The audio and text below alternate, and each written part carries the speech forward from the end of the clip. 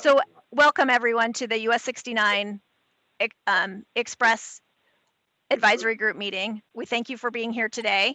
And I will introduce Lindsay Douglas with the Kansas Department of Transportation in just a minute. But our first question for Minty is, what topic from the public meeting, if you participated in that, or community conversations, do you think we need to address? And so this is just to help us go through and make sure that we know kind of what other concerns are out there. So feel free to type in your questions, and this will and they'll populate on screen, and you'll see them as we go.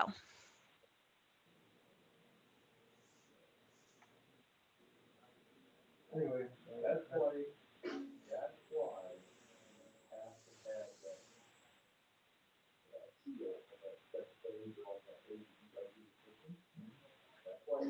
I do hear a little background noise from someone in the conversation, and I'm looking. So I'm going to put everyone on mute if. Oh yeah, that's gonna be Trying to figure out who it is. that's nothing. All right, so these are some good questions. Funding options other than the express toll lanes. Two themes I heard mentioned a number of times: fee considerations for the different groups, buses, and environmental impacts. Public transit access to express lanes, DBE or MB goals on the project, and that's that will be a question addressed down the road further. Need to create. So.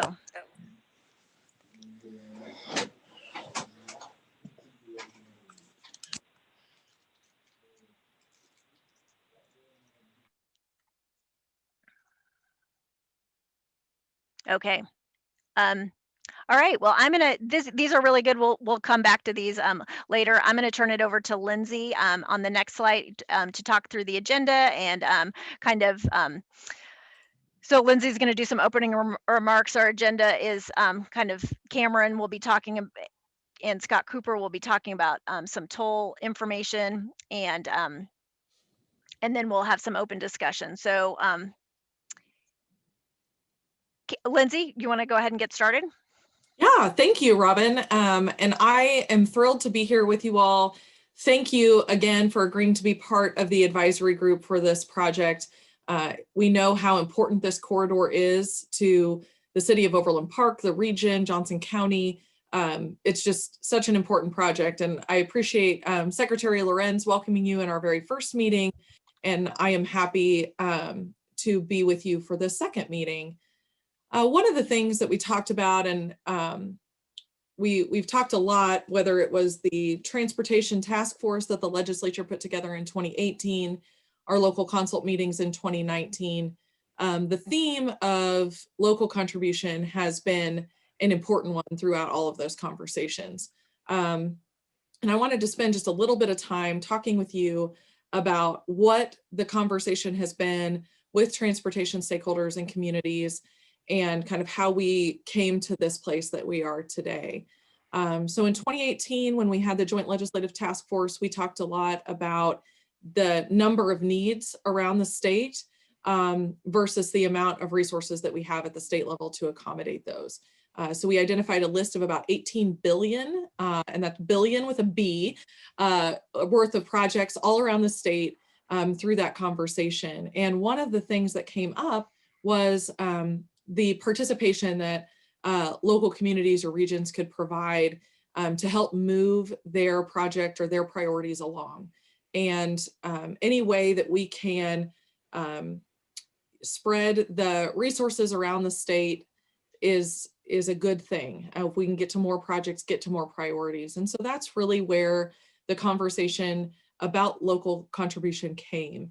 And then in 2019, I know that they talked about this in the first meeting, we got that tool for tolling considerations as a way of providing that local contribution, and something for us to explore and look at as a possible option in Kansas. So by adding more and more options to how funding could be raised for transportation projects, we really look at that as an opportunity. Overland Park came to us and said, hey, yeah, sure, we'll explore that as an option for local participation or local contribution. And we are excited to partner with them and to look at this as an option, but it is just one of the many options. And one of the things that I want to talk about when we think about a managed lane is, as we are looking at what the different options for funding could possibly provide as opportunities, one of the things that is exciting from a management of the capacity standpoint is the congestion management that can come from an express lane. If that is the option, or if that is one thing that, you know, Overland Park wants to continue to look at as a way of providing some local contribution, we're excited about the opportunity to have the congestion management function also that comes with the revenue generated from a toll lane. It will just make sure that there's always one lane of free flowing traffic as we look at the future of this corridor. We've also heard quite a bit of concerns, and I'll transition to kind of talking a little bit about the public meeting in just a minute. But it was a really important conversation that we had last week in the public meeting. And one of the things that we have launched and is out on the streets is a trip survey, so that people can see kind of what their route could mean, what kind of time savings they could have, and if they were willing to pay for that time savings. And I think as members of the advisory group and as key leaders in the community, I think it's really important that we try and encourage gathering as much input as possible, because it's going to be that tool that's going to help us, you know, decide if this is really a viable option for the corridor or not. So thank you all again so much. And I want to talk just a little bit about the public meeting that we had last week. We had over 200 attendees. We had more than 60 questions, and many of you were able to listen in and participate during that meeting. And I really appreciate your engagement. It was a bit of a marathon for Cameron and I. We were kind of bouncing questions back and forth, but it was a great conversation, and many of the questions and themes that you guys raised in our first opening question were covered as well. And we have more than 300 that have attended the open house so far. I know that will be open here for a few more days. We did have a split in people's interest or interest in the tolling piece of it. We talked a lot about cost. We talked about timing of the corridor. One of the things that an express lane could control is how much you have to continue to build as congestion or as additional people and development occur along the corridor. So at this point, I think we had a great conversation and had a lot of participation, and now we need to continue that level of engagement as we move on in our continued study of the project. So with that, I will turn it back to Cameron or Robin, whoever is next. Yeah, so thank you very much, Lindsay. Good morning to everybody. Thanks again for joining us today. We're looking forward to our discussion here this morning. Before we dive into some of the new content that we want to share today, I do want to take a few minutes and walk through our plan of how we intend to use these advisory group meetings over the next several months. These are going to start to come a little faster. We have essentially one meeting a month planned from here through May. So I want to just take a minute and explain how we're seeing those play out. So in our first meeting with you all, you guys asked a lot of really good questions. A lot of those questions echoed at the public meeting last week. Some of them we could answer, some we could not, some we still cannot. However, it is still very helpful to our team to understand the types of questions that you all have. And our team really wants to take that and use that to frame the work that we do over the course of the coming months. And as we considered what we heard from you all back at our meeting in December, this slide outlines the topics that we intend to cover at each of our remaining 6 advisory group meetings. And these are very much aligned with the technical analysis that's necessary to help answer some of these questions. So starting with today, we're going to take a deeper dive into the express toll lanes concept with the goal of trying to provide some better understanding of what does this look like. We'll talk about near-term versus long-term improvements, what the roadway configuration could look like, and where the access points might be located, and those sorts of things. We also want to get into what we refer to as toll policies, or the rules that will be put in place to better operate the roadway. We had a lot of discussion around that, or questions around that. And the purpose of that discussion is really to get at the question of how is this going to work? What is it? How's it going to operate? And then lastly, we'll spend some time today discussing funding expectations and the concept of local contribution that Lindsay just touched on. And we want your feedback on all of these items so that we can, so our team can take that and modify our approach if necessary. So with that feedback from today's meeting, we want to return in February and discuss other alternatives. Those could be changes either to what does it look like or how does it work. And we also want to talk about other strategies for improving mobility in the corridor, such as how is transit best accommodated and how other technologies could be implemented and things like that. Lastly, in the meeting that we'll have next time, our first public meeting will be closed by then. As Lindsay mentioned, it is open for a few more days, and we'll be able to share a summary of the input that we received from that first public meeting. Then in March, we want to present a preferred roadway configuration and talk in more detail about the potential environmental impacts and also discuss anticipated toll rates.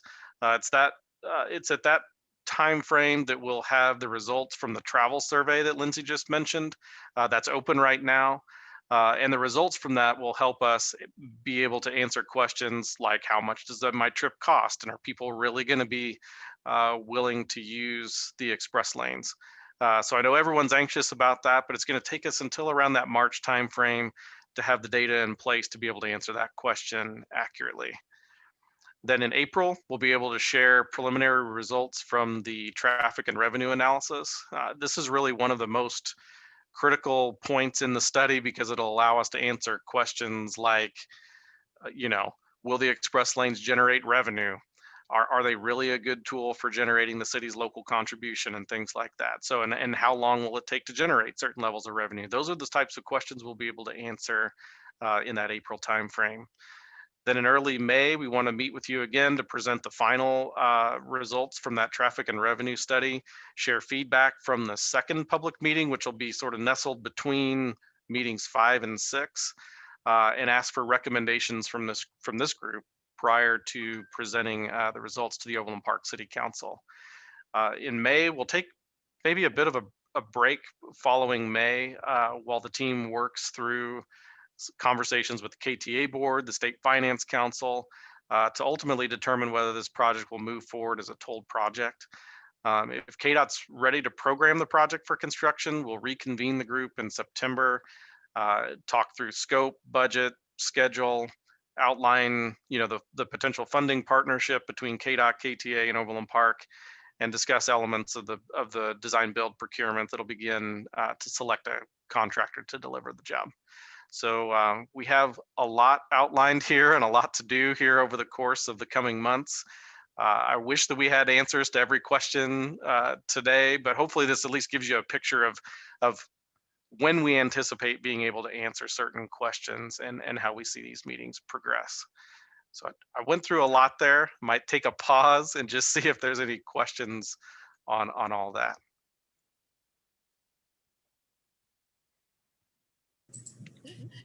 Hi, this is Julie with UCS, and maybe you touched on it, and I just didn't hear that. In this configuration of meetings, will there be additional, it sounded like in the public comment meeting last week that it sounds like there'll be additional public comment meetings as we go down this path? Yes, so the next public meeting is scheduled for, I think, mid-May. Maybe Robin can, or mid-April, I apologize. Maybe Robin can remind me on the date, but I think it's in that time frame. But yes, we want to be able to have another public meeting where we have answers to a lot of the questions that were raised and be able to present that in that forum and be able to receive that feedback. Right, Cameron, that'll be in April. We haven't set the date officially yet, so we'll look at the calendars and things like that Right. to set that date, but it'll be in April likely. Okay. Move on to the next slide then. Okay, so going back to the last time that we met, again, you guys asked a lot of really good questions. Some we were able to answer, some we were not. But I did want to make sure that you all are aware of the frequently asked questions section that's been added to our project website. Since we last met, the website 69express.org has been launched. And a lot of the a lot of answers to the questions that you all asked, we've incorporated into that FAQ. So we did that FAQ section. So we'd invite you guys to go take a look at that when time permits. However, there are a couple of questions I wanted to point out and bring up today because they're recurring. They're questions that we repeatedly get asked, and they're questions that might be asked of you guys as advisory group members. And I just wanted to touch on a couple of those which are bolded on this slide. So starting with question 8, this is asking about how maintenance is to be covered. This is a question that has come up several times. For roadway maintenance, whether that's plowing snow, fixing potholes, etc., KDOT is going to continue to be responsible for that maintenance. And the maintenance is not going to be covered out of toll revenue. That'll be paid for the same way as it gets paid for across the state, meaning that this region will continue to get its share of the maintenance dollars from those traditional sources. The only maintenance that right now we intend to take out of the toll revenue is the maintenance for the toll system itself. So things like the K-tag readers and cameras and those sorts of things that are unique to the toll system itself.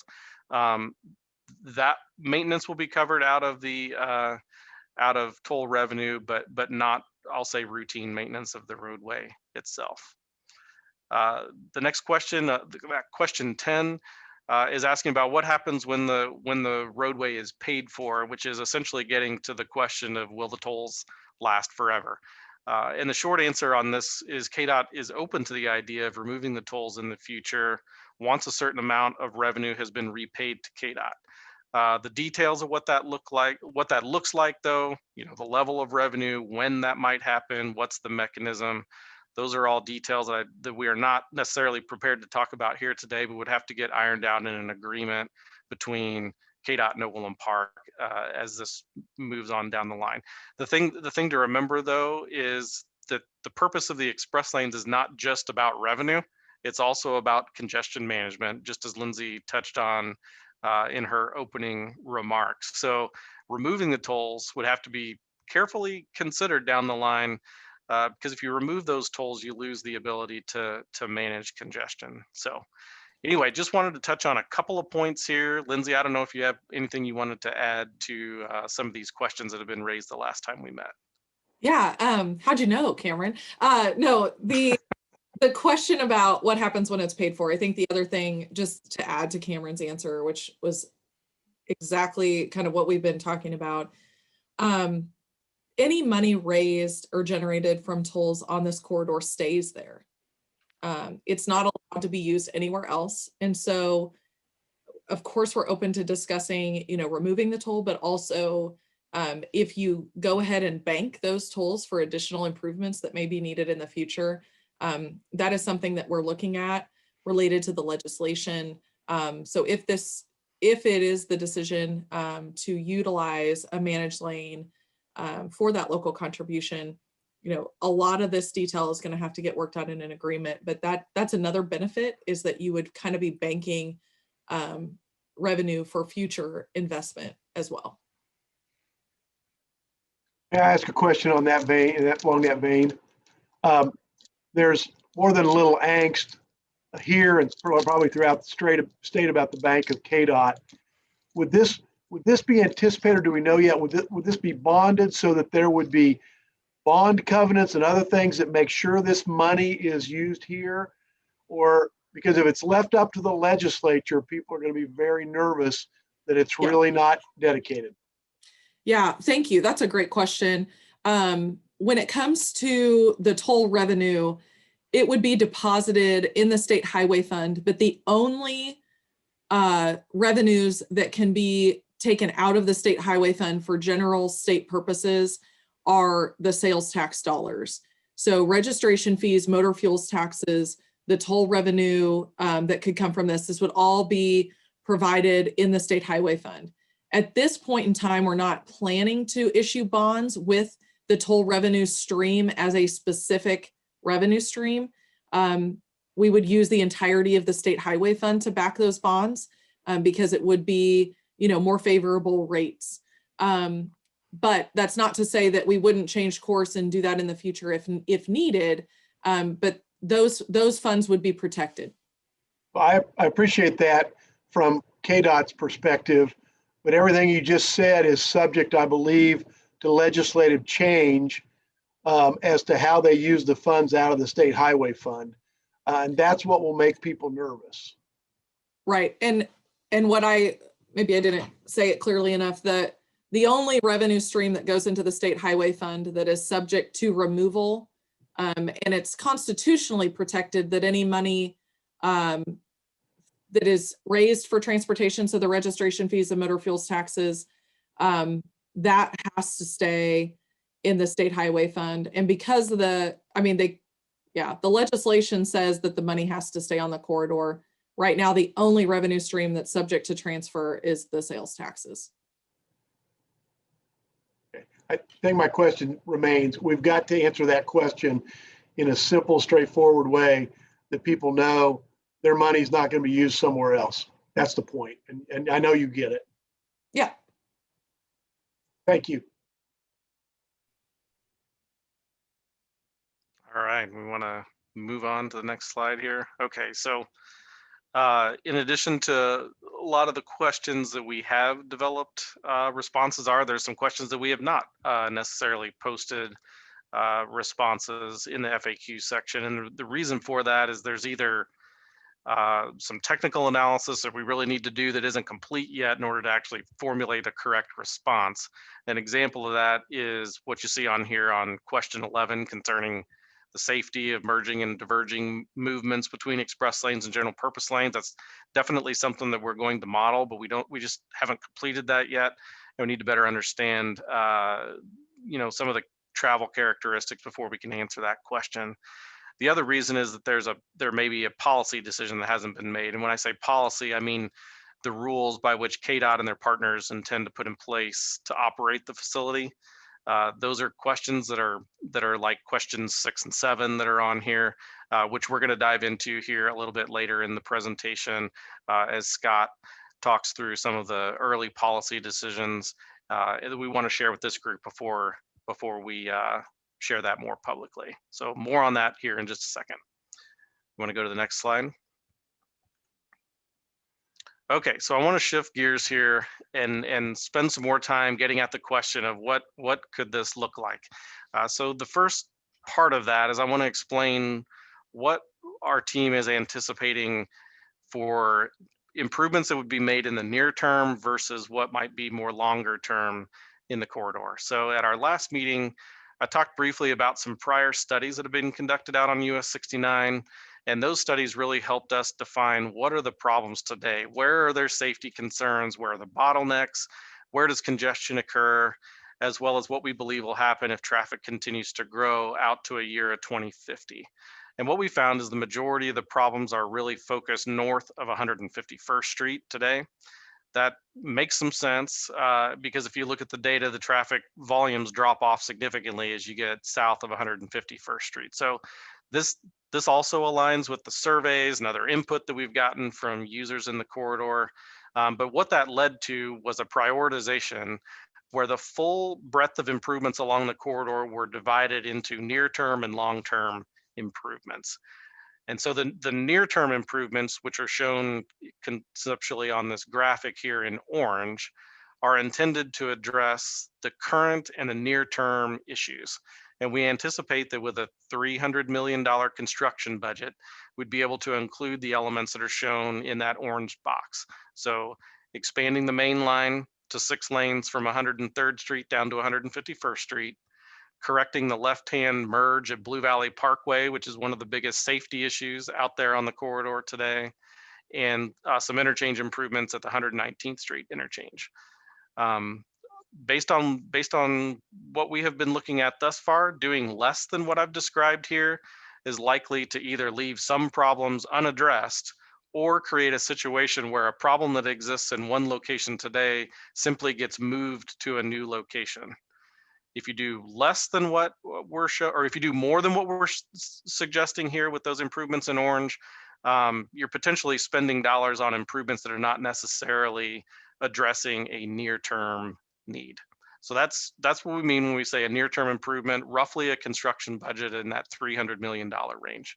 So what that leaves is another $250 million in improvements that would be left for a future project, which are shown here in blue. The elements that would still be remaining under this scenario are what's covered in that blue box. So continued expansion of the highway down south to 179th Street,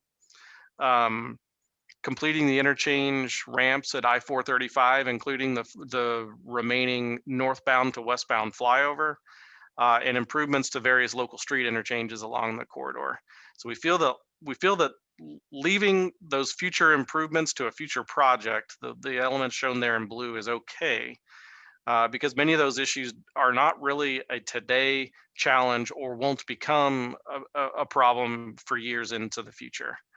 The last thing I want to maybe mention here on this slide is that the improvements that are right now being envisioned here are more than just adding a lane. We've gotten a lot of questions, and rightfully so, about why does it cost so much just to add a lane to US 69? And really, I think we want to clarify that it is more than that. The costs that we're showing here assume that the existing 4 lanes that are there today will be reconstructed with new pavement and bridges. That existing infrastructure is right around 50 years old and nearing the end of their life. So a significant amount of this cost is in reconstructing and replacing what is there today, just simply because of its age. And then second, there's a lot of other improvements beyond just adding another through lane down the median. Correcting the left-hand merge of Blue Valley, several of the interchange improvements at various other locations. Those are all things that are additive beyond just simply adding another lane. So hopefully this provides a little bit of clarity on what do you get for $300 million? What's the difference between the $300 million project and the $550 million project? Because I know we've been communicating a lot of different numbers there. So maybe before we move on, are there any questions on that?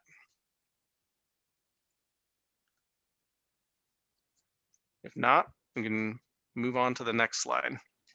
So we can talk. I have a question. Yeah.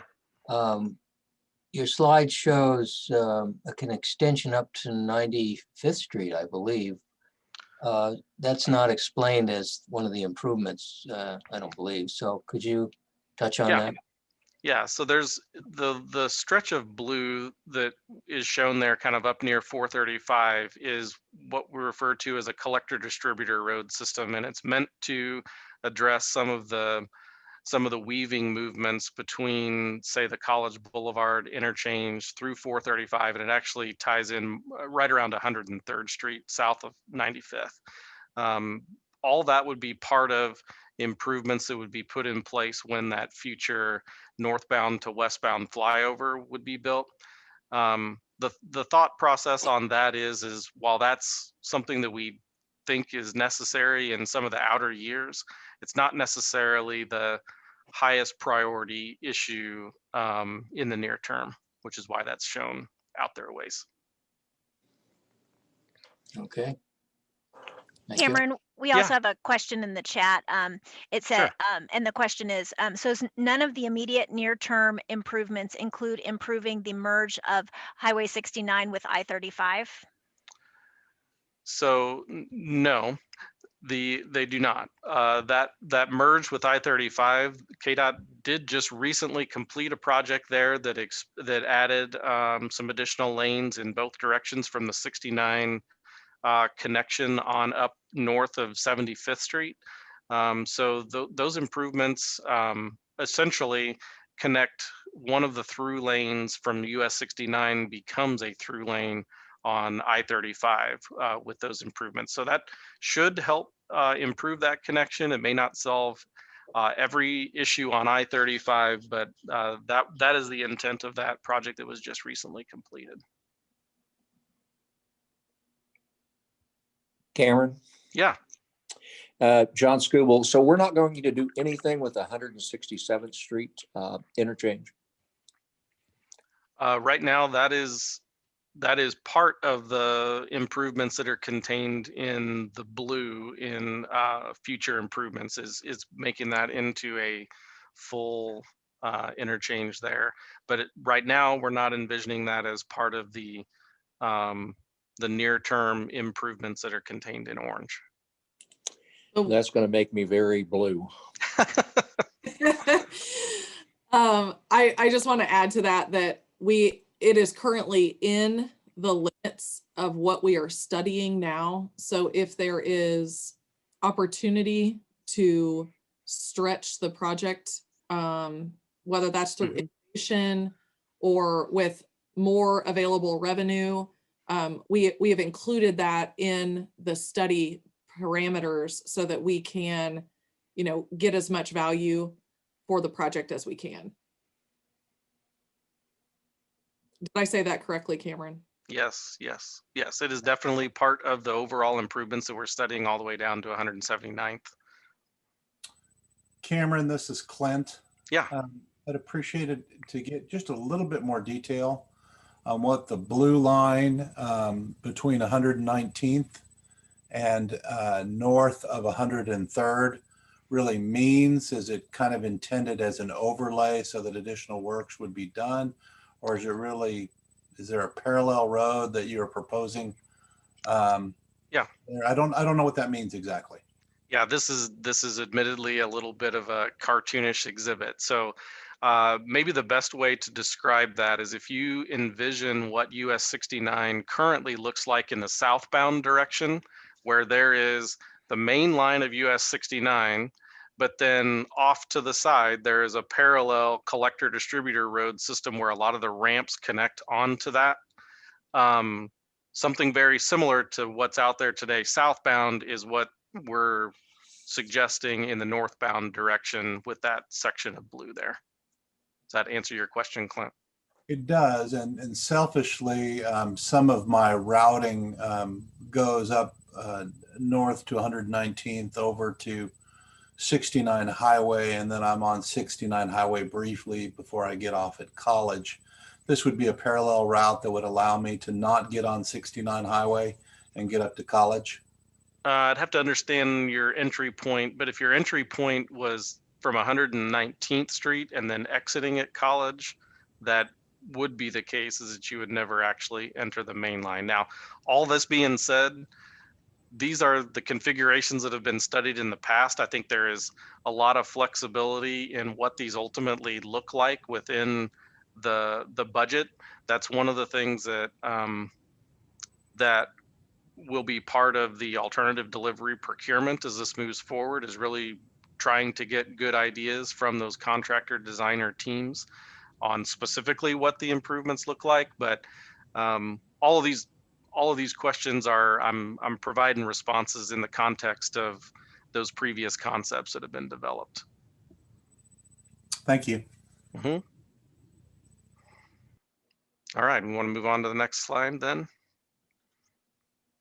Okay, so talking more specifically here about what this could look like with under an express toll lanes configuration, I want to talk through the graphics that we have here shown on this slide. So on the left, there's two sections of the roadway that are intended to illustrate from a driver's perspective. So the top section is what exists today. So 2 lanes in each direction with an open grass median between the northbound lanes and the southbound lanes.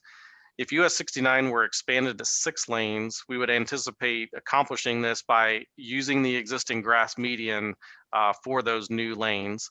And instead of that grass median, separating the northbound and southbound traffic with a concrete safety barrier, which would be a very similar section to what exists today north of 103rd Street on up to I-35. So what's shown on the bottom section is expanding to the median that uses the space that KDOT already owns and is already dedicated for the highway, And doing that will help us minimize the impacts to properties outside of KDOT's current right-of-way.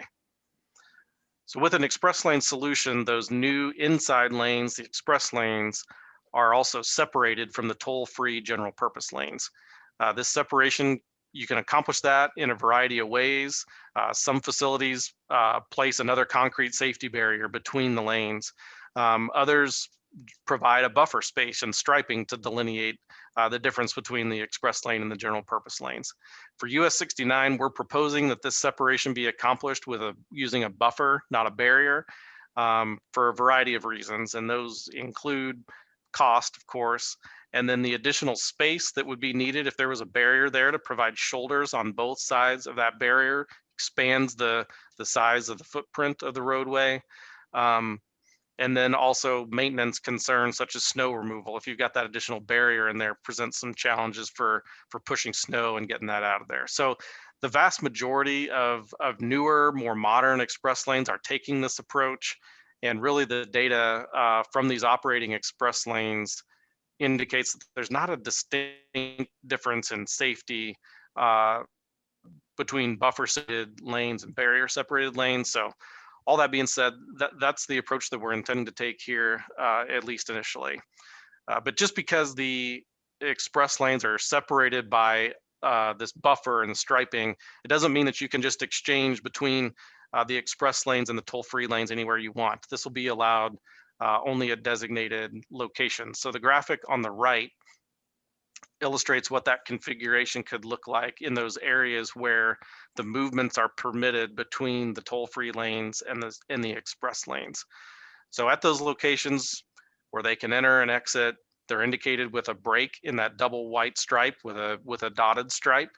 And those locations communicated well in advance with overhead signing, kind of like what's shown there, so that people can understand well in advance where that's going to be, make their decision about whether they want to enter or exit the express lanes, and do so in those designated areas. If you want to switch to the next slide. So a very logical question then is, if the access is only permitted at certain locations, where do we anticipate that being allowed? So this map shows where we're anticipating these access locations, which are indicated by those little yellow dots on the map. I want to stress that these are not final. There's a lot of factors that go into choosing specifically what those access locations look like. Several of those are listed here on the slide. So first is safety and operations. So the areas where those are located, they need to be in stretches of roadway that are long enough for vehicles to safely maneuver between the express lanes and the general purpose lanes, with enough sufficient distance to their next destination that they want to get to. So as a general rule, locations where the interchanges are spaced at a mile interval, that's not likely far enough apart to provide that access safely. So as an example, get between 159th and 151st Street, that's a mile spacing in there. That's likely too short to provide a good access point into and out of the express lane. But if you look at the section just north of there from 151st to 135th Street, that's 2 miles long.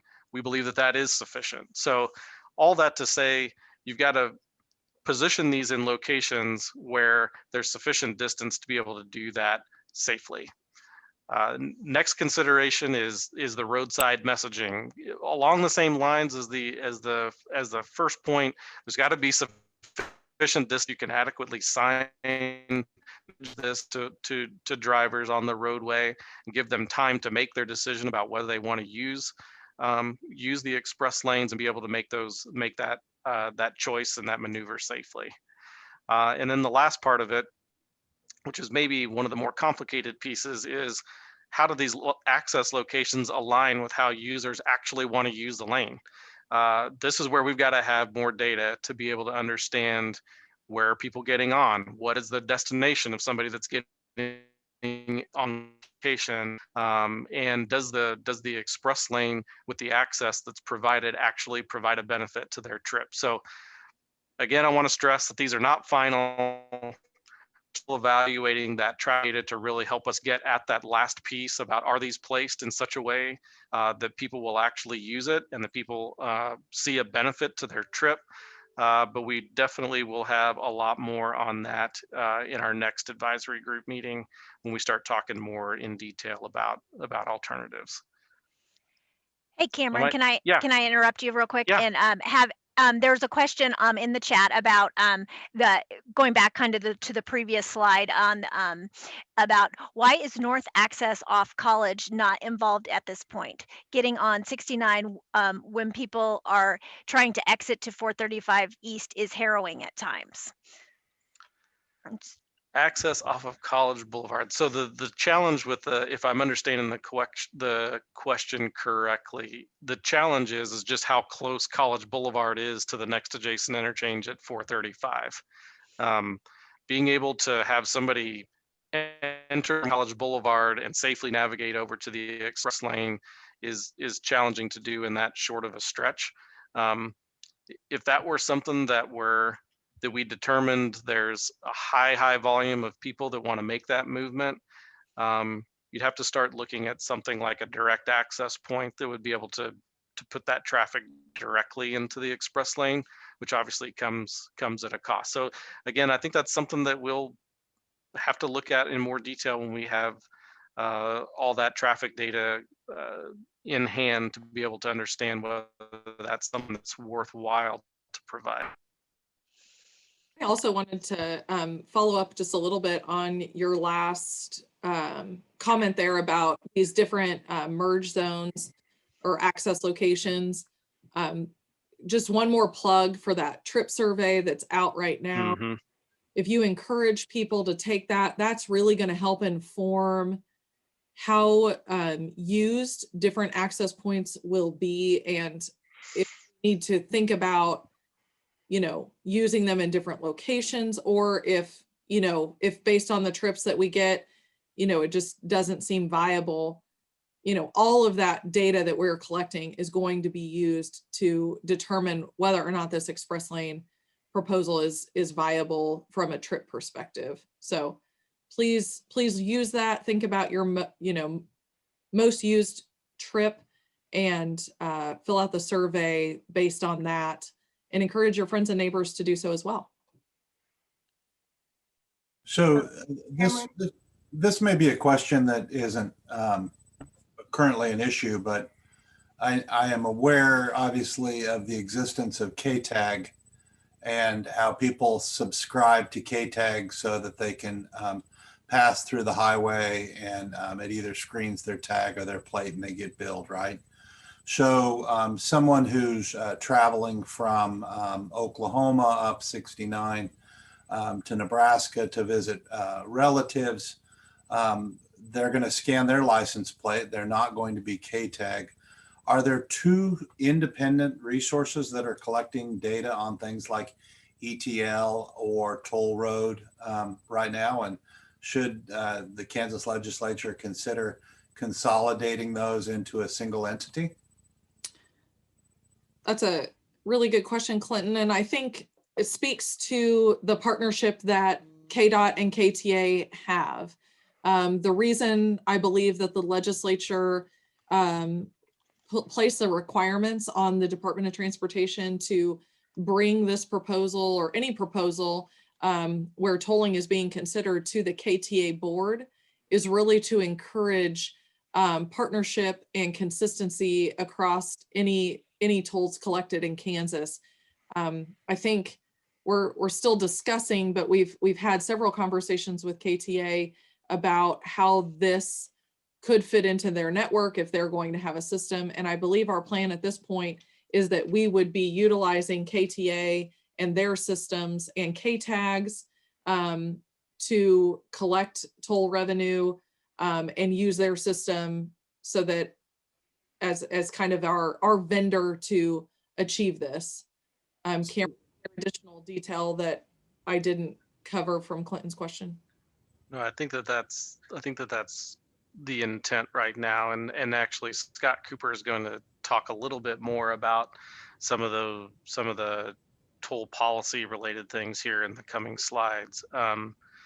but yeah, I mean, the intent here, I think, is to have a system on US 69 that operates as similarly in a lot of respects to how the Kansas Turnpike operates in once they move to an all electronic system.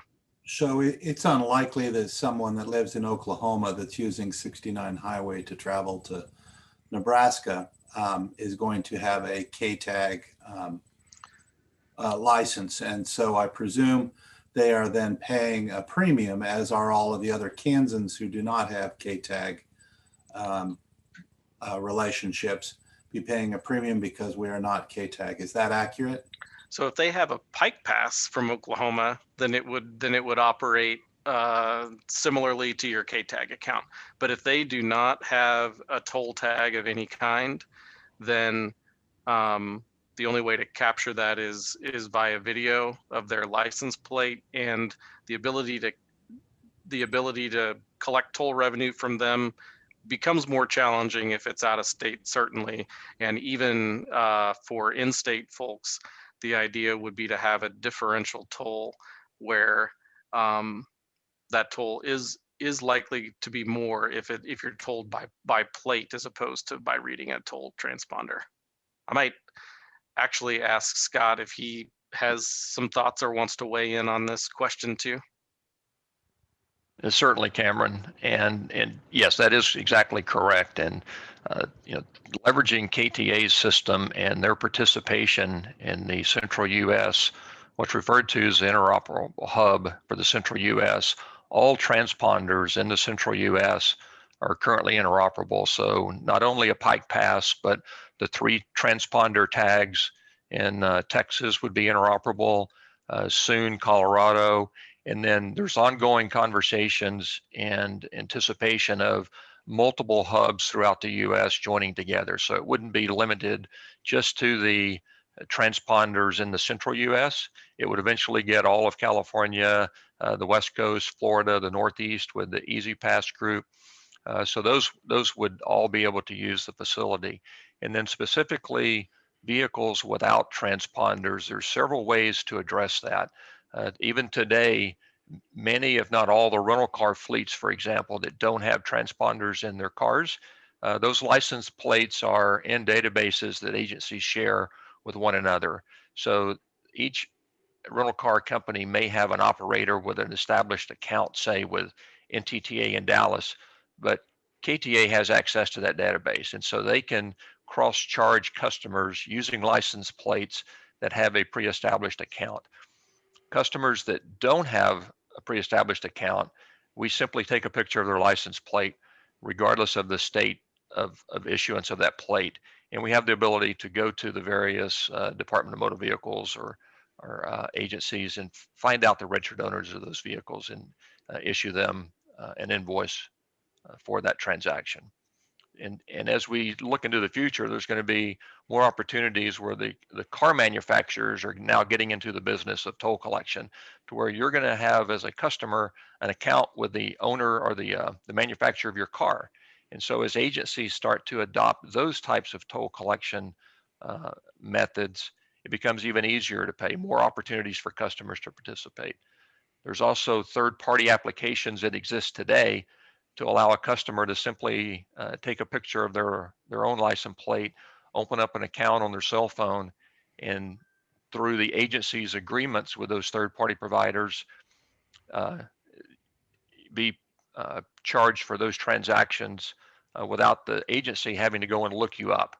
You're self-declaring, I'm going to be a video customer. I don't want a transponder. I don't use it frequently enough, but I do want to establish an account to where I can pay my tolls without you having to come look for me and assess me with additional charges.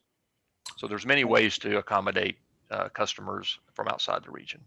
Thank you. That's really helpful. My question wasn't whether you'd find me or not. I was pretty comfortable by getting my license plate, you'd find me. My question was more oriented around whether there would be a premium for those that are being charged for the toll because they do not have a KTAG. So I use the Oklahoma and Nebraska as an example, but if you're a Kansas resident and you don't have KTAG, would you be paying a premium?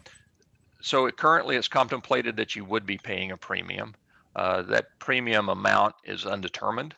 Typically, the way agencies look at these premiums is to offset the leakage that they are going to expect, along with the increased cost. There's cost for additional equipment. There's cost to review the image of the plates to determine what the characters are on the plate, the plate of issue, the state of issuance.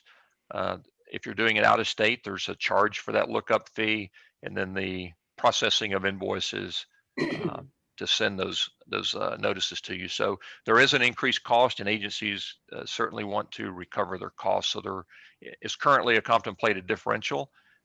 Typically, what we've seen on express lanes around the country is that can vary anywhere from about a 50% premium to 100% premium. And that premium, Clinton, would be on top of the transponder rate.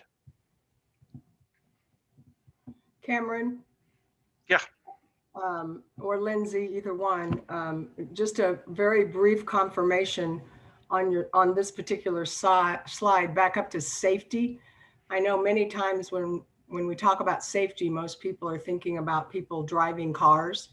And I know Chief Daner is on, and we've had several good conversations with the city. I think understanding that the current lanes are not safe for first responders, and hoping that as we fix the current lanes and then on the new lanes that we talk about, you know, extensive shoulders, the potential of access to water, or being able to do those kinds of things that are from a safety perspective for our first time responders. And I just want to confirm that's a part of safety in everybody's mind. Yeah, I can kind of touch on that. So what's envisioned up to this point is that, yes, the shoulders would be expanded as part of the expansion and the reconstruction, both the inside shoulders and the outside shoulders. You know, one of the challenges that's out there is, I'm sure they're well aware, they're both narrow and they're not in very good condition. Not in sometimes not suitable for like directing traffic around an incident shoulder. And so that would be a big improvement that we would anticipate being part of this. Now, the access to water, I think that's something we need to definitely have some additional conversations with first responders to make sure that we understand their concerns and where that would make the most sense, and where there's access today that could be enhanced. So I would say that's a detail that maybe we haven't dove into all that much, but definitely something that needs to get thought through before it moves to construction. Thank you. Cameron, this is Scott. If I can add to that, by not having hard barriers, the concrete barrier separation between the express lane and the general purpose lanes also greatly enhances the ability for first responders to respond to all accidents in the corridor. I've heard it referred to in some places around the country that have hard barriers for their express lanes as concrete canyons, and first responders are not able to access those except at the same locations the general public are. And sometimes that may be 2, 3, 5 miles apart. And so it facilitates access for first responders.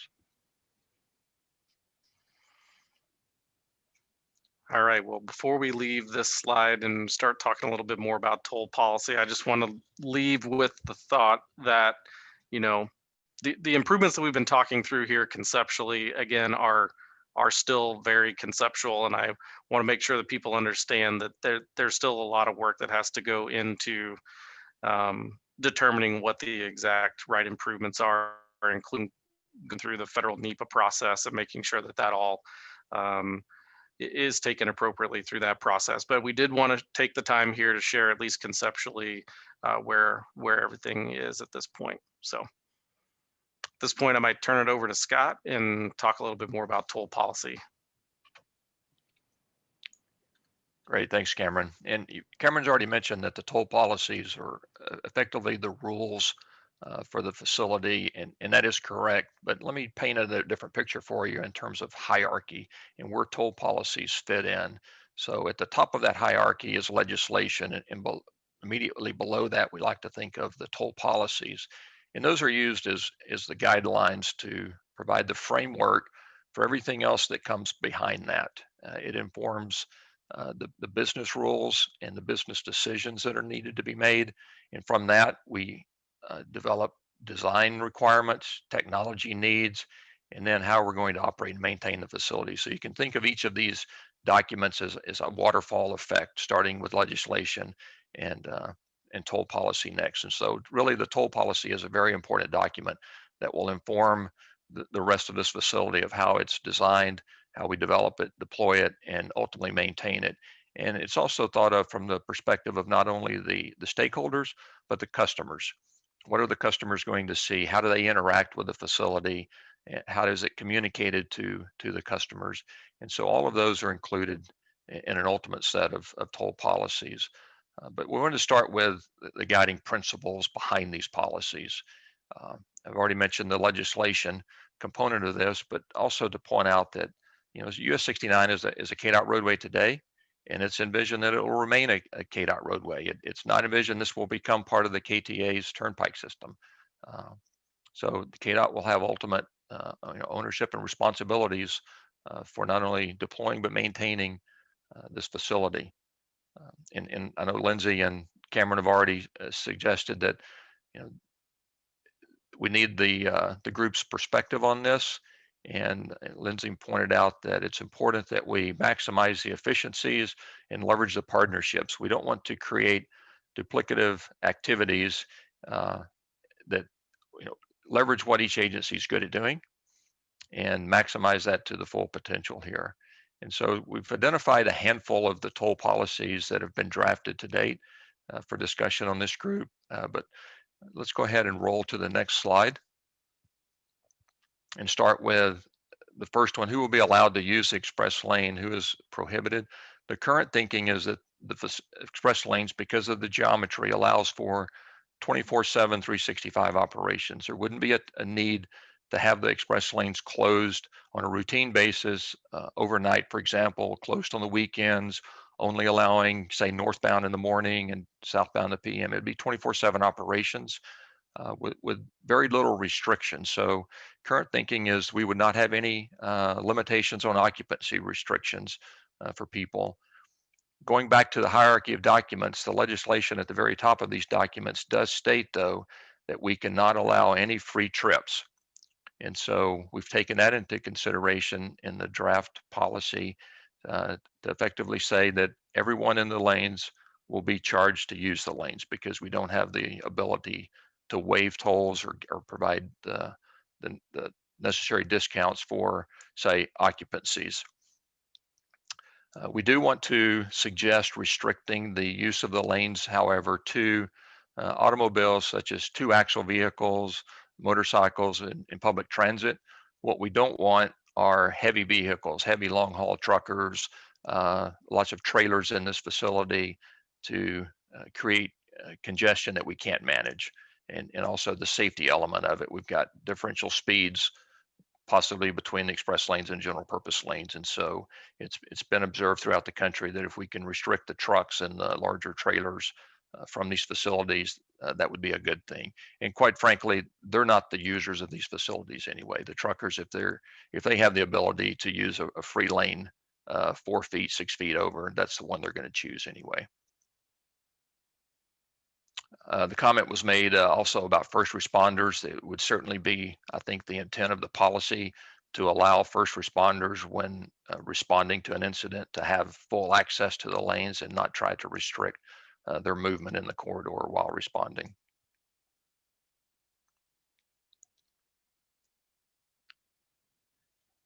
Cameron, do you want me to continue down the list or pause for a moment? I would, unless there's questions or if others have things they want to add to that. I would just mention on the no free trips piece, we did have this come up several times in the public meeting to discuss, transit, and that is something that we are willing to look at changing potentially in the legislation, maybe even during this session. So we are looking at potential changes to the law that we may need to get in place to allow us flexibility and to give Overland Park options if that's something that they are interested in. So we've been talking with some of the city council members, and I know got lots of feedback on that piece during the public meeting. So we are exploring that, but the current policy has to be written to current law. So, but we are looking into that and hoping to pursue something soon. Great. I saw a question come in regarding Scout reading license plates. If I can, let me defer commenting on that until we get to the third topic here, because it fits in perfectly with that. But moving on to how the toll rates are determined, there's really three methods of setting those pricing. One is a static price, 24/7. Doing that doesn't allow us the ability to manage traffic and guarantee triple liability. So that option is not considered. The two that are considered, however, are the variable pricing methods of using either dynamic pricing or time of day pricing. And I'll spend a couple of minutes on both of these, and then we can get into the Q&A on them. Dynamic pricing is pricing that uses traffic sensors throughout the corridor. It looks at the speed and density real time and makes adjustments real time as frequently as every 2 or 3 minutes. It's a programmable feature that could be set up to 10, 15 minutes, but it's using real time information to change rates both up and down to help manage the traffic to guarantee certain speeds or travel times. There's pros and cons of both of these, and I'll go through some of them. Again, the pro for the dynamic is that it responds real time. So if you have a special event occurring, maybe a Super Bowl parade downtown that people are rushing to get to, it'll respond to that traffic event and price it accordingly. The other pro of this is that the rates are automatically set. The system determines the rates, both going up in price and coming down in price, again, based on real-time traffic. The downside of dynamic pricing is it's unpredictable. How do I know when I leave work what the price is going to be? I'm not sure what the general conditions are. Therefore, my pricing is unreliable. So if I wanted to leave at 5:10 based on a certain price, it may or may not be there. I may be surprised when I get on the road.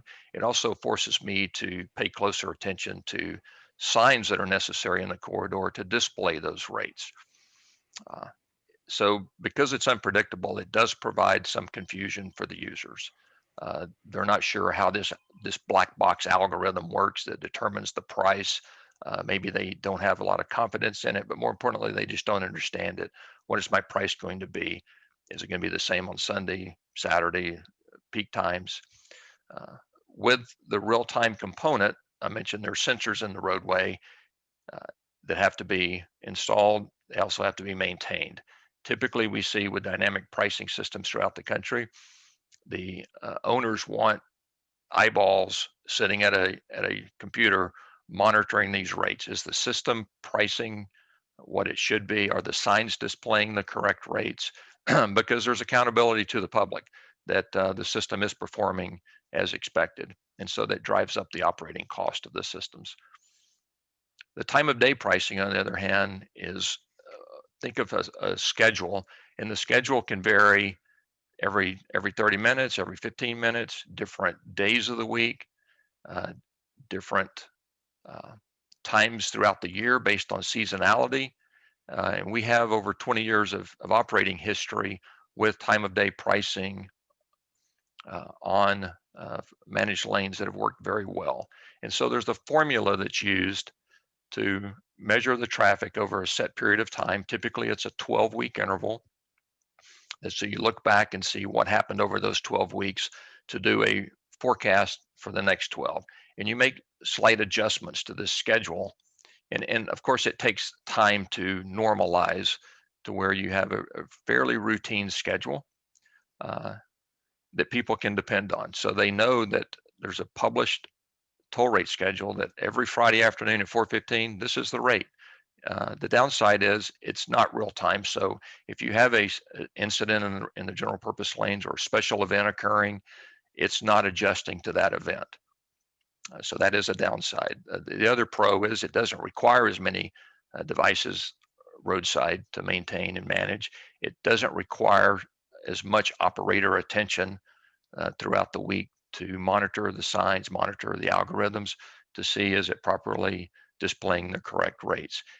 For example, if you have a sign that goes blank and is not displaying the correct rate, you can always default to the published rate. You have a record of that, so you know what to properly charge somebody. So that gives you an overview of the pros and cons of it, and I'll pause there and be happy to try to answer any questions.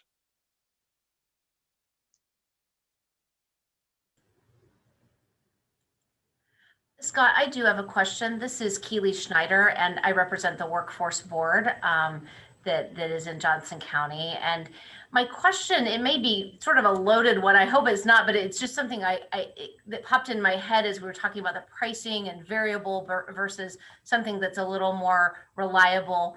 And is there going to be, or has anyone taken any steps to look at the impact, potentially a disproportionate impact of various pricing schemes on people who are low or moderate income? My concern is that, you know, if we have certain pricing, maybe that affects people, and the only people who can really afford to, you know, run the risk of a higher price are people who are more affluent and, you know, have the money to do so. And it's a concern, you know, as I think about the people that I know transportation is just a huge concern for individuals who are looking for employment, and getting in and around our metro is of vital importance to being employed. And so that it was just something that came to mind, and I didn't know if there was a consideration in looking at that aspect. No, that's a great question, and I'll defer to Cameron to address the environmental component of this. But let me just start by saying it's not a loaded question. It's a real question, and it's a question that is being addressed. But let me just say from around the country, what we see is typically when we started this 20 years ago with converting HOV lanes to what was called hot lanes, high occupancy toll lanes, to give people the option to pay to bypass congestion for that reliable trip. It was perceived as Lexus lanes. That was the term that they were given around the country. And what we've realized from years or decades now of data is they're not Lexus lanes. They're actually Honda lanes and Toyota lanes and Chevrolet lanes, because what we're seeing is these lanes typically are not used by the same person twice a day, driving once to work and once from work. Managed lanes typically operate more with higher number of users, but more infrequent durations. And so, you know, it may be that one time that you need to get to the doctor, get to a child, or get to an event, or get to work or something. So it's not that people are using it every day. So when you think of the toll rate, if it's $2 one way, that's $4 a day. Well, most people aren't paying $20 a week. They may pay that $2 once a week for that special trip. So first of all, think of it in those terms. But yes, and I'll let Cameron address how we're addressing this as part of the environmental process. Yeah, so I may actually ask Gretchen to weigh in on this in just a second, to talk a little bit more specifically about, maybe more broadly, how are we ensuring that considerations for exactly the things that you're bringing up are being accounted for. I would also just add, before I toss it to Gretchen, though, that as Lindsay mentioned, one of the driving reasons why we want to pursue opportunities to improve transit's ability to use the express lanes is specifically to get at this issue and make sure that that opportunity for a reliable, you know, congestion-free trip that might be provided in the express lanes does have the opportunity to be accessed by folks of all income levels. That makes sense. I might ask Gretchen to weigh in on this too. Sure, Cameron. Can you hear me okay? Can. All right. Well, I guess part of the environmental process that we do some socioeconomic type of analysis. In addition, we do what's called environmental justice analysis. And that's where we kind of look at any kind of adverse impacts to low income and minority populations. One aspect of that is we look at the type of stakeholder and public outreach we're doing, and we make sure that we've identified, where there may be, low income and minority populations located, in close proximity to the corridor.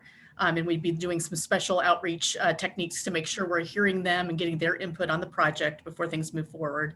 And then also there's a regional aspect to it. And so you think of what you're saying is people commuting to work, maybe from outside of the direct corridor to different jobs in jobs along the corridor. And so we'd also be looking at what's called secondary and cumulative impacts of that within the environmental process to make sure that we're understanding any kind of secondary or unforeseen impacts that could be happening, even from a regional standpoint as a result of the project. So there is analysis that we'll do, and we'll use that data and analysis that we do to kind of formulate different strategies or environmental mitigation techniques that we can use to make sure we're really looking at minimizing or avoiding those impacts to the low income and minority populations. So that's kind of in general what we'll be doing, and then we'll be working out more of the specifics on that later in the process once we have more of that data complete. Thank you very much. I just wanted to see if that was being addressed, and if so, how in this process. I really appreciate it. Thank you. Sure. Scott, a quick question about just the differences between the dynamic pricing and the time of day pricing. Are there examples in other states that we could look to just about the overall efficiency of managing traffic between the two methods? There are many examples. Yes, there are first foray into managing traffic this way in Kansas. Yeah, Tracy, there are dozens of operating facilities around the country, and we've just digested a lot of this data, having been involved in most of them, and you can almost think of them in two ways: the legacy HOV facilities that, under legacy federal legislation, were allowed to convert their facilities from an HOV to a hot facility, allowing the SOVs the ability to pay a toll to be in there. That legislation, I believe it was the federal statute, section 166, had a stipulation that the agency had to guarantee or maintain 45 miles per hour or greater, or they had to identify methods of how they would remedy that. As a result of that, that drove the dynamic pricing concept several years ago, because they had to guarantee that 45 mile an hour requirement with their basically contract with FHWA that allowed them to do that. They also had the hierarchy of, as speeds decreased and more HOVs were used in facility, the SOVs were essentially forced out of the corridor. And so that was all driven by the dynamic pricing of that algorithm. So they had to monitor real-time everyday traffic in order to achieve those policy goals that they had established.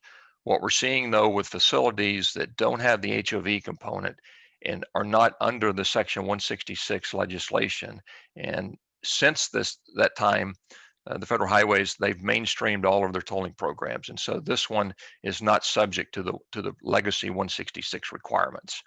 So that restriction's not on this corridor. But what we're seeing on facilities that don't have those restrictions is that time of day is typically what they're doing, if not permanently, at least initially. And it does several things. It allows the agency to improve their chances of success with the public on day one. Quite frankly, we're dealing with technology here. So, I mean, how many times do you pick your cell phone up and the app doesn't load properly on something you use every day? Things happen, especially when we're dealing with a rollout of a dynamic solution alongside a highway with pricing, trying to convey that to the public. So glitches happen initially, and agencies like the ability to minimize risk at startup. And so they'll start with a time of day for many weeks, months, and some don't graduate off of the time of day to dynamic, because what they've realized is time of day works actually quite well. It gives policymakers and legislative bodies certainty on what the pricing is going to be. It gives the public an easy way to use the facility. It's easy to understand, and they're maintaining expectations of the public and travel time reliability. And so, yes, you may have a hiccup one afternoon because of weather or an incident, but you might have that anyway. And I think people are willing to accept that. The other thing, Tracy, is we're seeing with the dynamic is that in many cases where you're bringing in a private developer that wants a return on their investment for building the express lanes, they prefer dynamic because it not only measures real-time traffic, it's an ability to maximize the revenue because they're squeaking out every dime that they can from the users. So they're more interested in a lot of times of maximizing revenue as opposed to maximizing throughput. A lot of times that's not the case with public owners. They're more interested in mobility than they are in revenue generation. Thank you. All right, Scott, can we keep moving through the questions? We've Certainly. So the next one, Robin, how will tolls be collected? We've addressed, I think, a lot of this, but I'll just add real quickly because of the question that came in on Scout. The current thinking is that the toll collection system along the roadway would be procured from a third-party vendor that specializes in this. And with that contract comes service level agreements, key performance metrics, along with guarantees on the performance that have monetary penalties associated with it. So if their system fails to perform because they're not maintaining it or servicing it properly, then there could be some monetary damages paid as a result of that. So the current thinking is there would be a single vendor procured for the roadside system that would read the K tags, would collect images of license plates and form that transaction. That transaction would then be sent to KTA for processing. So any billing on your K tag account, the establishment of a K tag account, invoices for image-based transactions would actually come from KTA. And I will pause there on this one, Robin. One thing just to clarify, with the approach that we're at least initially taking here, you do not have to have a K tag in order to use the lane. There is the ability to use the lane and have it read your license plate and have it send you a bill.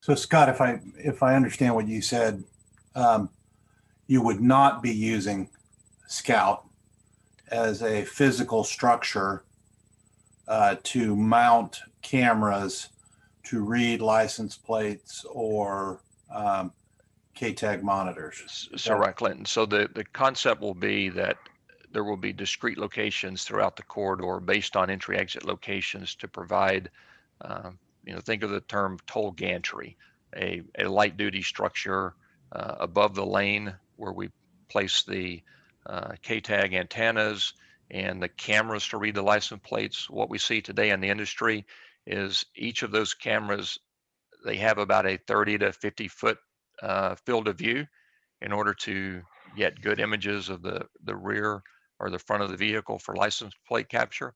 So if we've got cameras, think of the traditional CCTV cameras along the roadway and the outer separation of the right of way for monitoring general traffic flow, that's not sufficient to drill in to get a really good image of a license plate that's adequate to determine all the characters, the type of plate, who issued it, and save that image for an evidence package should it be needed for some type of final adjudication if necessary.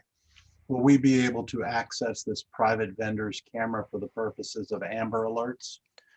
What we typically do on that is law enforcement has ability to have a license plate list, and it's used for many things.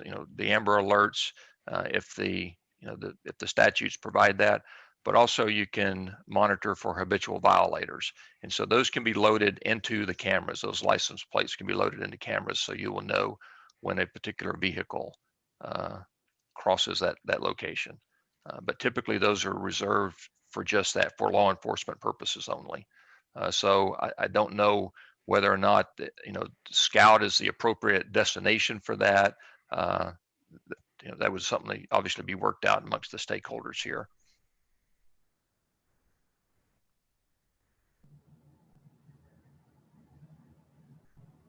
You want to move on here, Scott? So how is it maintained? So Cameron, I think, addressed the roadway. It's the full intent that this is a KDOT roadway. KDOT will continue to own and operate, as well as maintain the roadway. The thought on the toll system is that the vendor that's procured to install the system is also on the hook to maintain it and to guarantee that performance level that's they contract with. KTA, on the other hand, they have their robust back office system and operations, and of course, they would continue to maintain their facilities.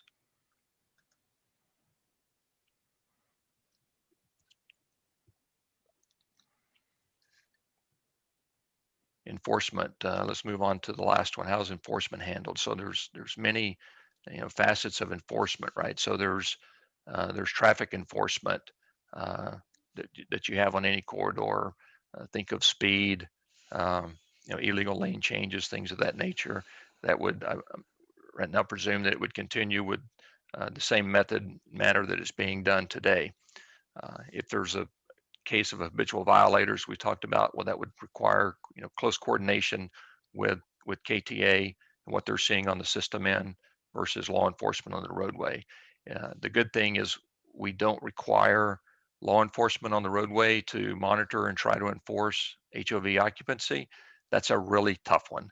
And you can look around the country to all the HOV facilities, and that's one of the things that they struggle with the most, is to provide good law enforcement for HOV occupancy detection and enforcement. It's just, it's impractical to look and verify all the occupants of a vehicle driving at 60 miles an hour.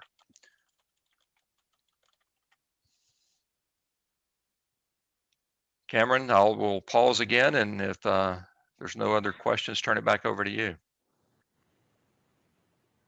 Well, thanks, Scott. I appreciate you going through several of these, and we're just sort of scratching the surface here on a lot of the questions about how's it going to work, how's it going to operate. But we did want to touch on some of these because these have been recurring questions, and really appreciate the feedback from everybody here to make sure that we're not off base with some of the recommendations and where this is headed at this point.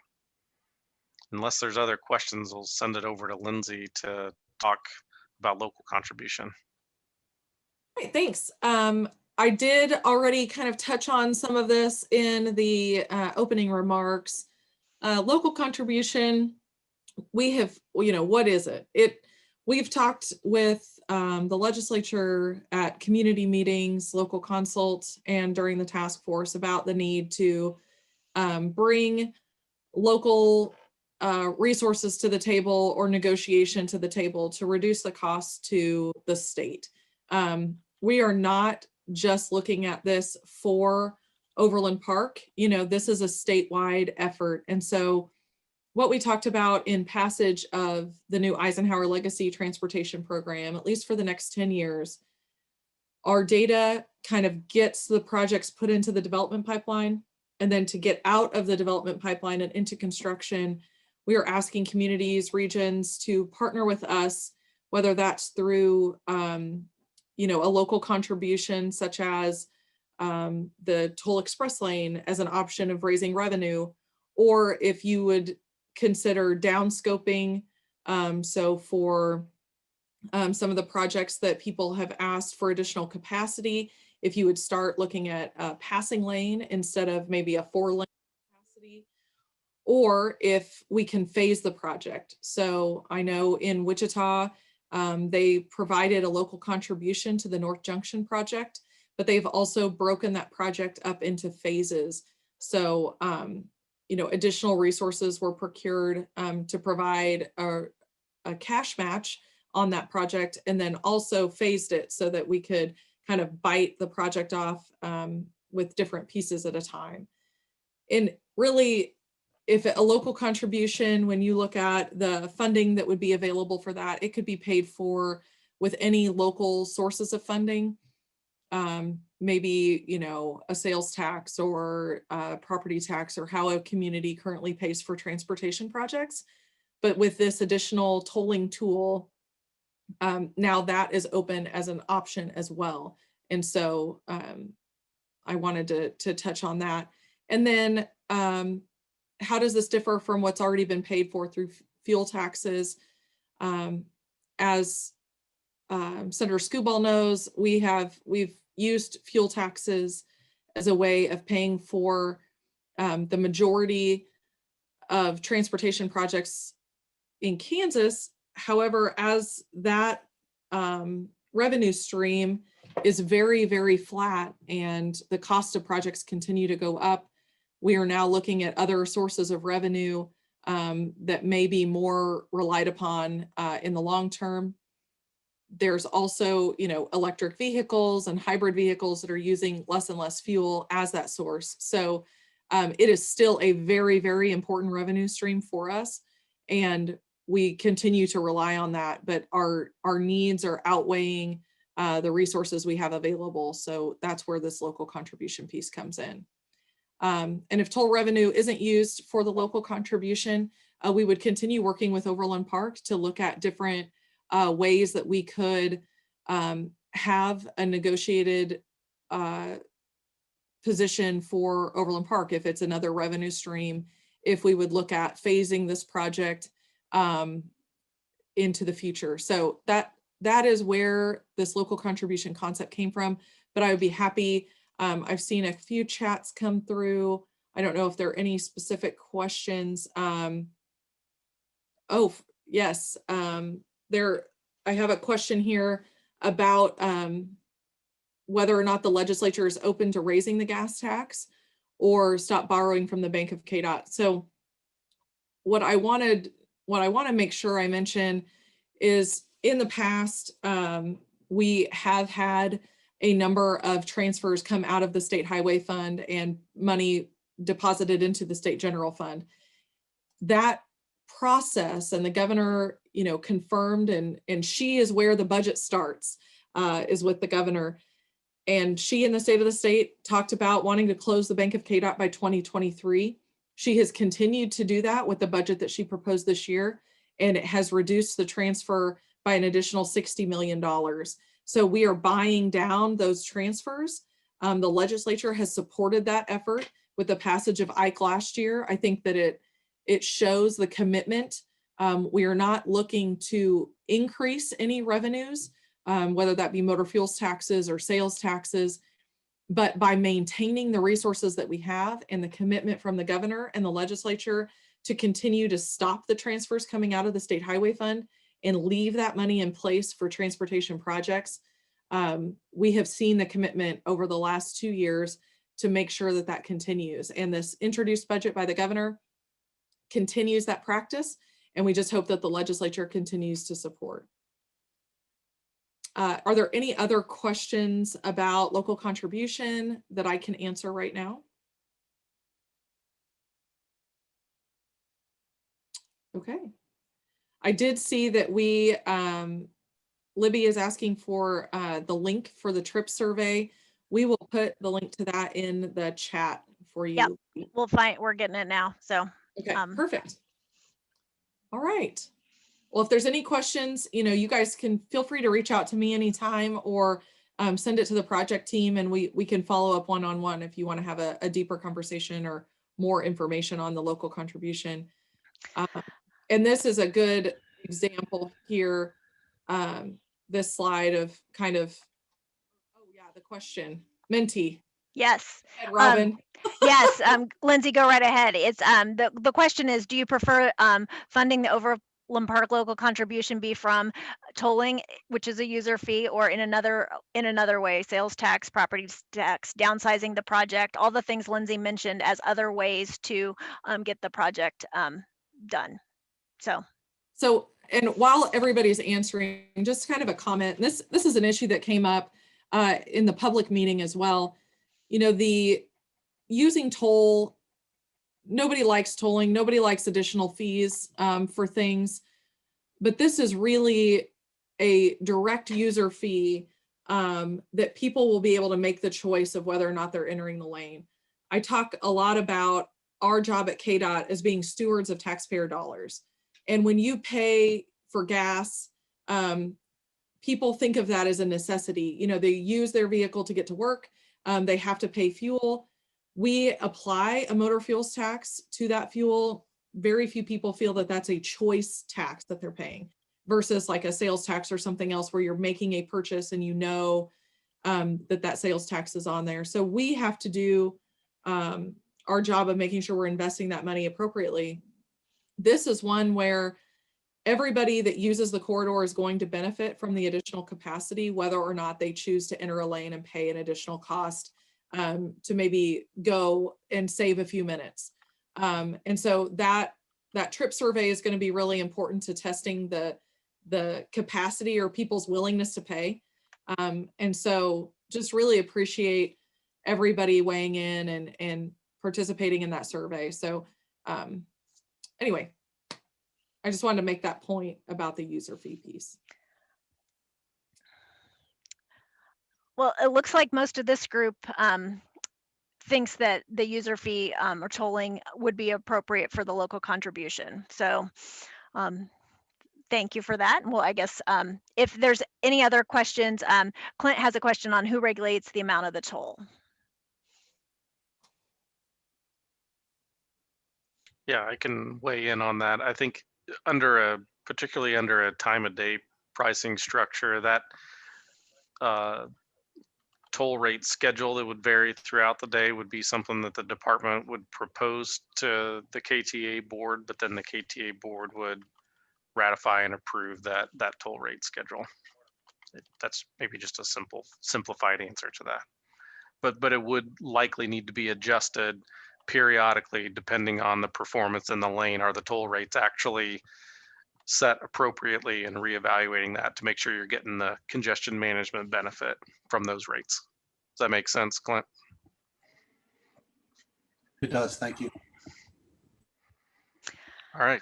All right, we've got about 20 minutes left. We wanted to cover some of the public engagement and some of the things that we've heard. We did some focus groups to kind of talk about express toll lanes and understand what people are thinking about express toll lanes. So I'm going to let Chris Tatham, who's here and conducted all these focus groups.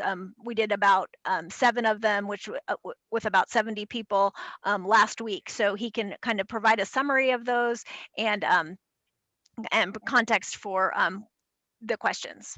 Go ahead, Chris. Thanks, Robin. It's great to be with everyone. Yeah, the information is very fresh.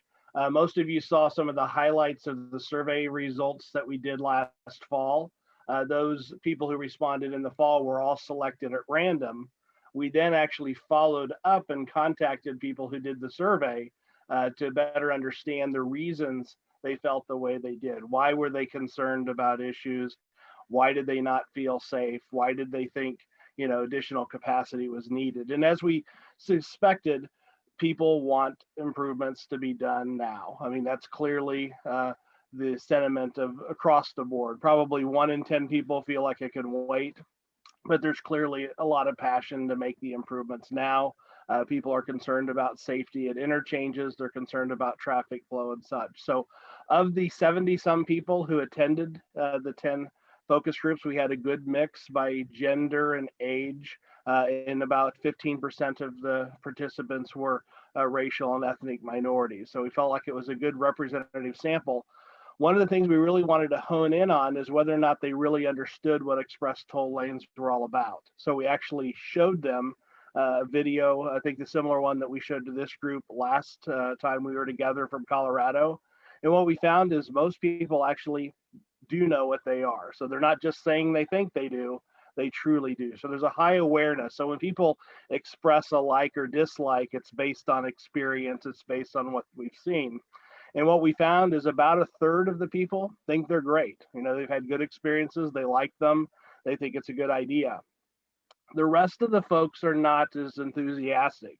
And it really comes from a couple of things. One, bad experiences that people had before. They got a bill in the mail 3 months later and they didn't like it. They didn't fully understand it. And what I see in this situation, it's a lot like roundabouts. I've been doing about 20 years ago, roundabouts started becoming a thing, and everybody said they didn't like them. But as people learned to use them, people started to like roundabouts. But when I initially would ask people, do you like roundabouts? 80% of the people said, I don't like them, don't ever do them.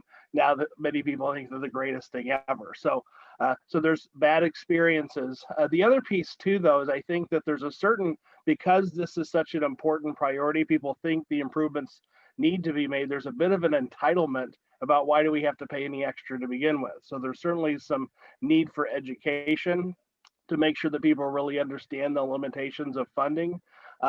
And one of the things that we found is a lot of people want to know, why aren't other sources being used? So most of our discussions, it was interesting, I just saw the Menti poll, and 100% of folks here are good for user fees. Wasn't that way up front with the residents. They wanted to know, why aren't we doing, sales tax? Why aren't property taxes? Why isn't the gas tax paying for it? So I think there's going to need to be an education level there so that people truly understand. And a lot of folks still weren't sure would people really use them. And then if people didn't use them, the concern was we'd add this lane, spend this money, and then it would sit there empty. So those were some of the concerns. At the end of the day, though, I've done these focus groups for a long time. I walked all the groups through it, and we even did a survey right as we finished everything. And we asked people, where would you stand on this city? Would you rather have it move forward with express toll lanes and get the improvements done now, or not do it at all? And at the end of the day, most people would accept it, maybe begrudgingly. There's probably 10 to 15% of folks out there that will basically be talking about them for the next 20 years as if it was the worst decision you ever went forward. So you have to be ready for that. But I think if you're doing the conversations with the public, understanding that 7 out of 10 folks probably are not initially going to be responsive in a positive way. So there will need to be some effort to make sure that they understand that other sources were looked at. This is the most viable, and there was good reason fiscally to move forward if that's a direction that this group and KDOT and Overland Park move in. The next slide's the other piece that we looked at to really sum things up, is whether or not people would actually use it. Initially, most folks said they didn't like express toll lanes. They probably wouldn't want to pay them. But again, after you have discussion with people and they become a little more aware of the options, we gave them this specific question: is how would they assess their likelihood of using it? And about 1 in 5 said they'd probably pay the toll every single time, just to get by things. 1 in 4 said they do it some of the time. Another third said they do it in emergencies.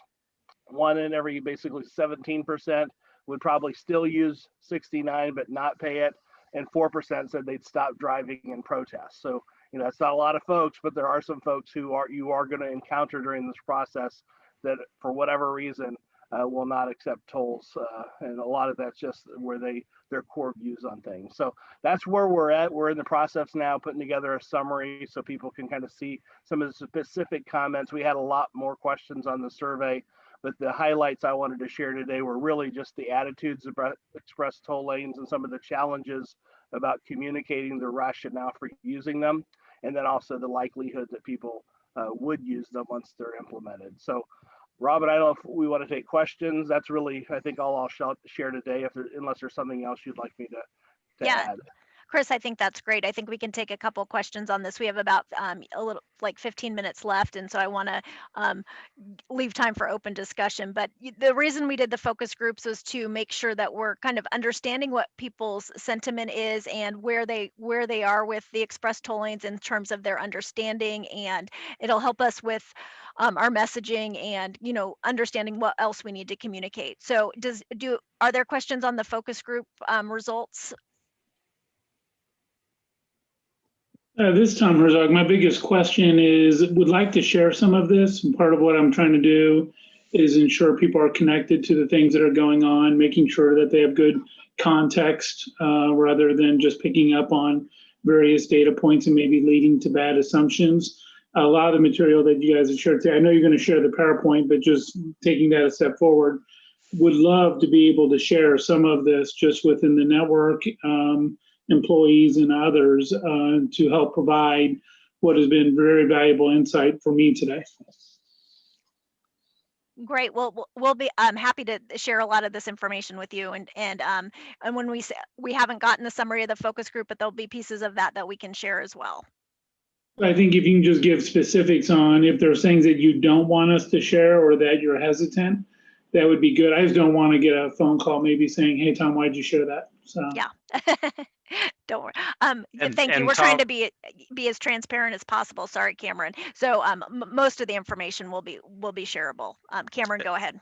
well, I was just going to mention that if you, on our website 69express.org, there actually is a place where if you want our team to come talk to your organization, engage with your with a group specifically that you want us to engage with, there's an opportunity to reach out there, and we'll work to get something scheduled there beyond just providing information if you feel like that's valuable or appropriate. yeah, I do that. I also look at that's one of the roles that we play, that the more that we can all speak to those things from different positions, it builds trust, collaboration, and transparency, which makes a lot of people feel more comfortable. So I appreciate that. I also want to make sure I execute on the things that you're expecting or asking of us as well. Thanks, Tom. Robin, yes. This is Julie with UCS. To build on Tom's thoughts and to reflect that sometimes we get really busy, and so it's hard to be pithy in our putting together our information for our tweets and Facebook and stuff. If it's truly one of the roles of us on the advisory council or task force, whatever we're calling it, to help kind of communicate and push out on our platforms information as this project evolves, if you guys could just push out some suggested tweets or Facebook posts, more, cut and paste is something I'm really good at. So yeah, we can definitely do that. Yeah. Julie, if you are willing, we will prepare it. Well, and I will tell you and Julie and I work on something, and Julie's group does a great job on the infographics. The infographics just go a long way for me to add a few bullets or thoughts that then help either have someone DM me or have a conversation, tell me more. I mean, I know many of us want to be an ambassador for this, and not just have you guys carry the messaging forward. So I think Julie's suggestion spot on. Is anything that's consumable, I will use my socials, network, and others to help get that out there.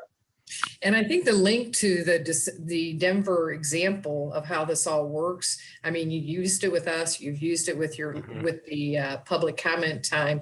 I think a link to that with maybe an intro is a really good way to get people started to help. I agree with Tom with the infographics or any type of visualization. I think gives people a little bit more of that aha moment. One question. And sorry, was that Lindsay? Go ahead.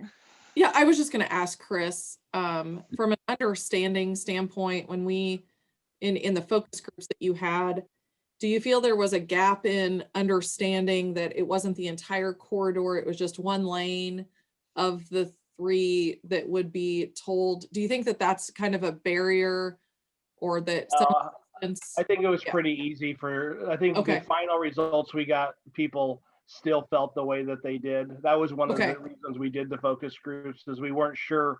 When we did the survey, a high percentage of people said that they had experienced or used express toll lanes, but we weren't sure if they really understood how they worked. In this case, we went through that. People clearly like having the free option. I mean, they keeping that's critical, but ultimately it's a new method of funding. People like to have things funded with what they're normally accustomed to. And I think there's some hesitancy as to why are we doing something new when other things have worked in the past. And so I think that's one of the things that really have to be communicated. Great, thanks. A couple of things that are up in the chat. The focus groups are different than the traveler survey that we've been talking about. The traveler survey is asking different questions about how you use the corridor and what kind of trips you take. And that the deadline for that is February 8th. Is that correct, Cameron? I think it goes on longer than that. We can certainly respond to this group, but I think the intent was to leave the preference or the travel preference survey open for either 4 or 6 weeks, and it just posted last Saturday. So I think that it's longer than that. We want to make sure we get a good cross section of of respondents from We'll that. let you know. So, and we'll be promoting that several times to get the results we want in the next several weeks as that's open. And in terms of promotion, we've developed a couple social media pages. We have a Twitter page for the project and a Facebook page, and those are 69 Express Kansas. So, and those are just new, just starting, as well as we have a Nextdoor page that's under the agency under Kansas Department of Transportation. So we'll be using those platforms as well. So we can send out links to those so that you can go and like those pages and then help share that information out as we post there. And then we will help create some additional posts for you all to use on your social media. So that would be helpful. We'll move on. Like we have about 10 minutes left. So I guess I want to just open it up for additional discussion. Cameron, questions that we may not have answered. But I do want to promote that if you would like us to come and talk to your group, your neighborhood association, your business, your employees, or any kind of community group you're involved to, we're willing to do that. So just contact us either through the website or directly to me, and we'll get that set up for you. So other questions that the group has, that we haven't quite answered. I know we provided you a lot of information today. This is just Tom again. I'll just say thanks. I mean, this has been really good. Even the process leading up to these things, I know often we can be hesitant. I think this kind of collaboration, transparent and authenticity may be one of the hardest things to pull off in today's climate. And everything that I'm seeing, just want to give you guys a thumbs up. Let's just continue, and makes me want to be even more of an advocate for your work you're doing, seeing how much thought and execution you're putting into everything. So as a citizen, thank you. As a member of this group, just really appreciate the work you're doing.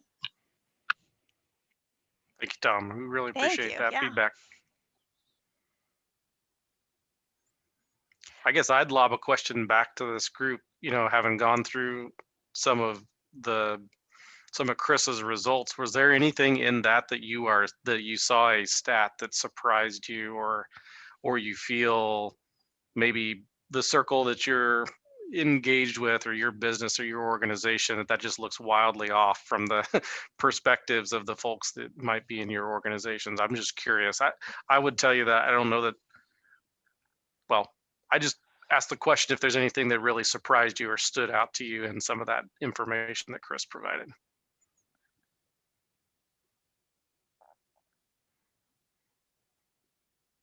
Must be 100% right. And is that similar, Cameron? Is it quite?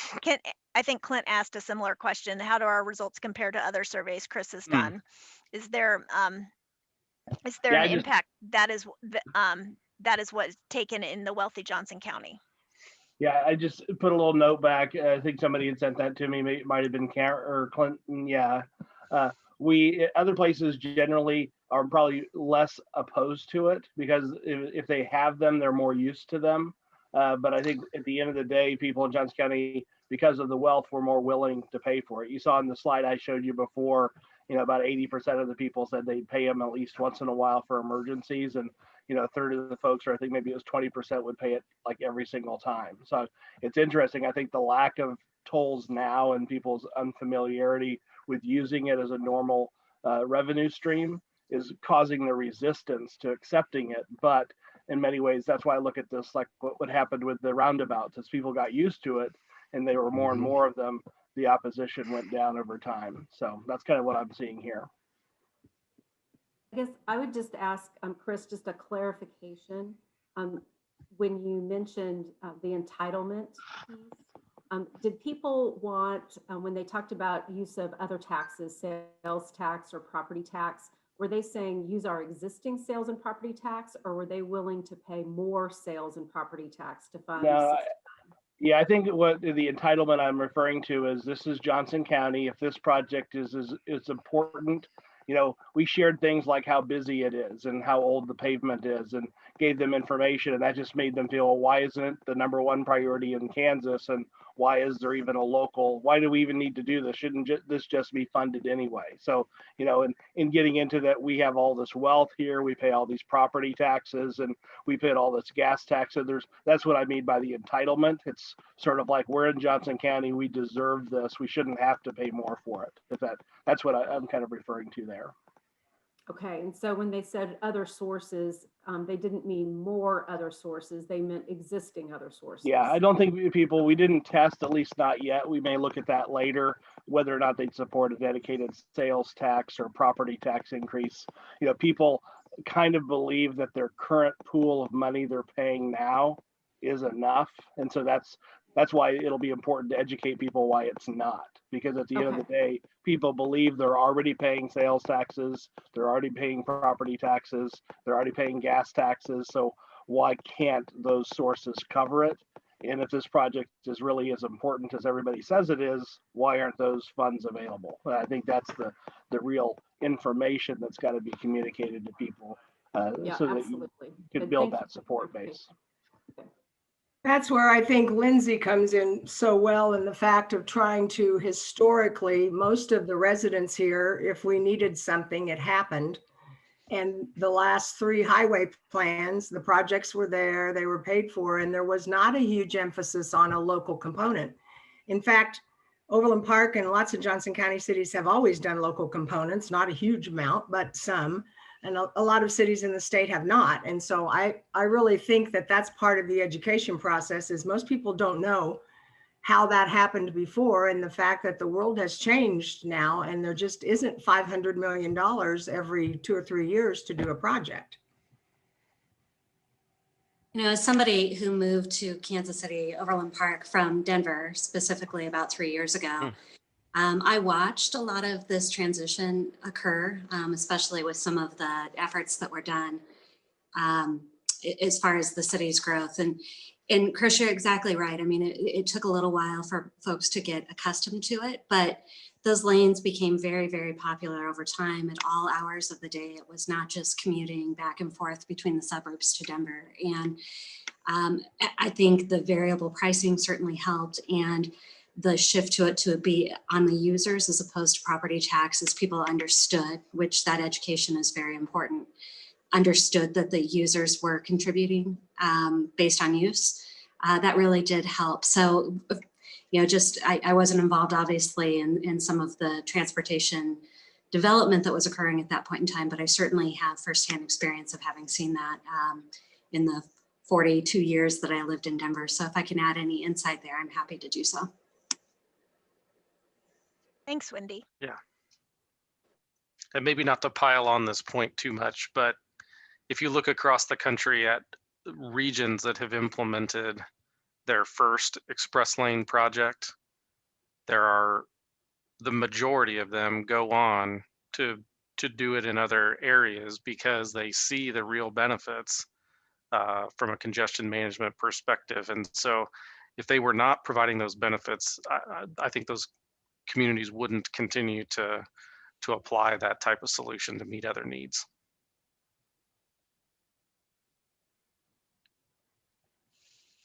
All right, any last questions? We've got 3 minutes left. We're just going to do a quick recap and talk and next steps in terms of before our next meeting. But any last questions from the group? We heard from a lot of folks, but anybody else? Libby's posted something, and she said from Shannon Valley neighborhood, and urge residents to share with friends. She said thank you. So very good. Anyone else?